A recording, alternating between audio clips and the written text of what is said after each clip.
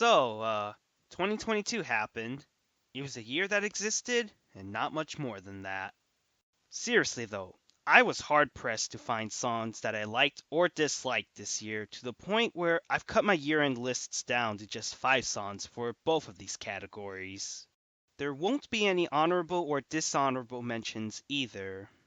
Last year, I told myself that I would try to start getting back into paying attention to mainstream music, and look how well that turned out. Not to mention that fair use continues to remain non-existent as ever, so I'm not going to be playing the songs featured on these lists.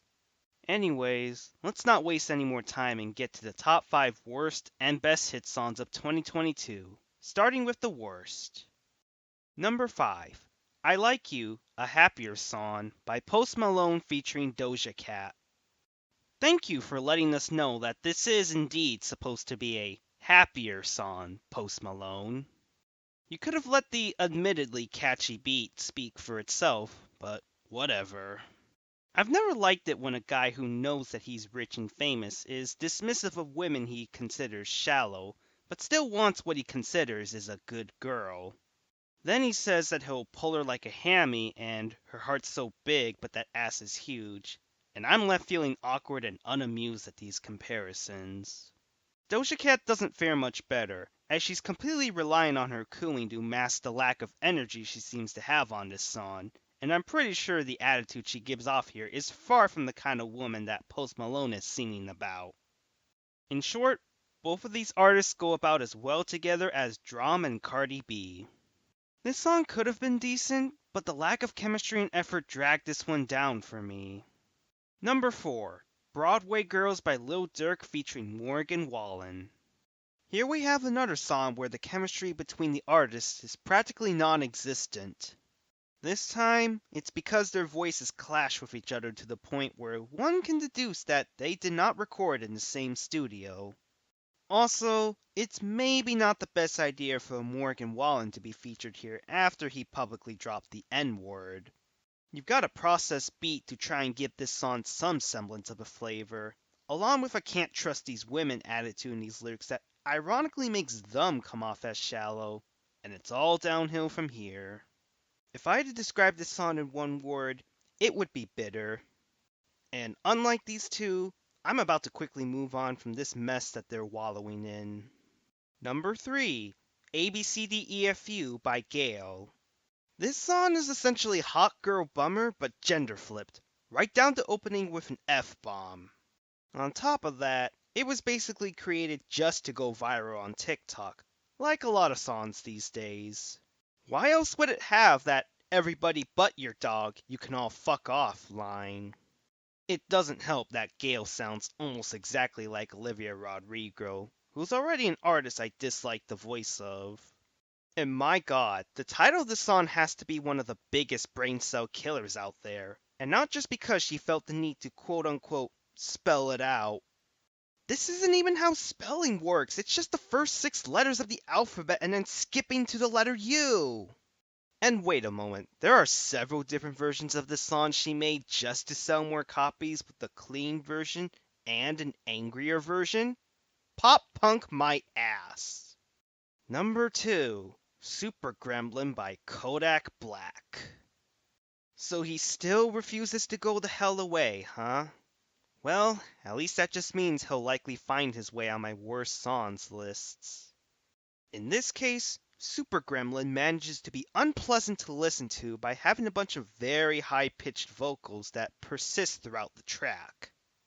When this is combined with Kodak Black's nasal delivery, I'd rather listen to a buzzsaw cutting through styrofoam while a baby is throwing a tantrum. This is further exasperated by the incredibly weak production that merely consists of a generic bass and a few piano keys. At that point, I stopped caring about the lyrical content about this diss track, as it's all meaningless drama. Poop references were already gross enough, but using the R word in 2022? Despicable. Number 1, Heat Waves by Glass Animals. This is the poster child for how much of an empty shell that 2022 was for the mainstream charts. A song that was released back in 2020 and has basically zero redeeming qualities goes on to outdo Blinding Lights for the longest running song on the Billboard Hot 100. And it's all because the radio eats up wangsty breakup songs with pitch shifting galore and not over it vibes everywhere. That's honestly everything I have to say about this hollow void of a song. I don't even feel angry like I did for Dear Future Husband, Hideaway, Treat You Better, Look What You Made Me Do, Freaky Friday, Hard to Forget, Fancy Like, or disappointment for Break Up with Your Girlfriend, I'm Bored. I just feel nothing when it comes to heat waves, and quite frankly, it's the worst feeling to have at the end of the year. Proceeding now with the top 5 best hit songs of 2022. Number 5, First Class by Jack Harlow. First Class is a simple but effective brag anthem with a minimalist beat and a good flow to carry the verses through. I'll give Jack Harlow this. Using the sample of Fergie spelling out a word is somehow infinitely less annoying than when other artists spell out a word themselves. And props to him for admitting that being rich and famous doesn't actually have problems, and that he's also using his success to support his family. Even if I don't have too much to say about this song, it's still one of the only songs I liked during this year, so it gets a spot on my list. Number 4, Easy on Me by Adele. Adele has always been one of those artists that I respect more than I like, which is why her songs don't quite end up being my absolute personal favorites.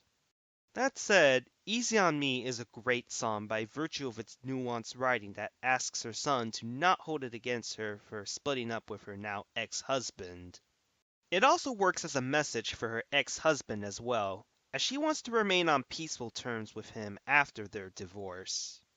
The piano fulfills its duty in creating the somber atmosphere, and Adele herself continues to remain one of the most beloved female vocalists of all time for good reason. Going on hiatus for multiple years for the second time certainly hasn't dulled her skills, that's for sure. Number 3, That's What I Want by Lil Nas X.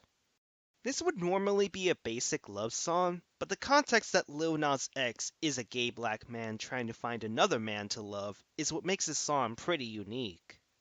The guitar and bass are used to great effect in giving this song a cheerful vibe, and Lil Nas X leverages his rapping talent to make his desire for love come off as genuine and passionate.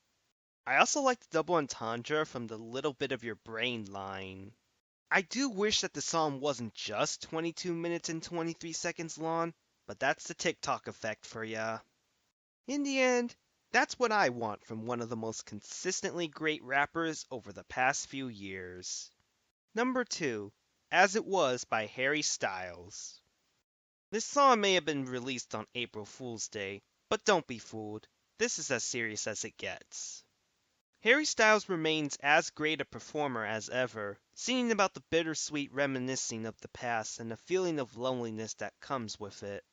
The synths, electric guitar, drums, and bass all provide a sense of melancholy with a glimmer of hope for the mood, and I love the bells that kick in once the outro arrives. It all culminates in a song that I find myself relating to at times, and I enjoy it even more than Adore You. If this song was actually the biggest hit song of the year instead of that other song I already forgot about, I would have been truly ecstatic, but as it is, I'll settle for this.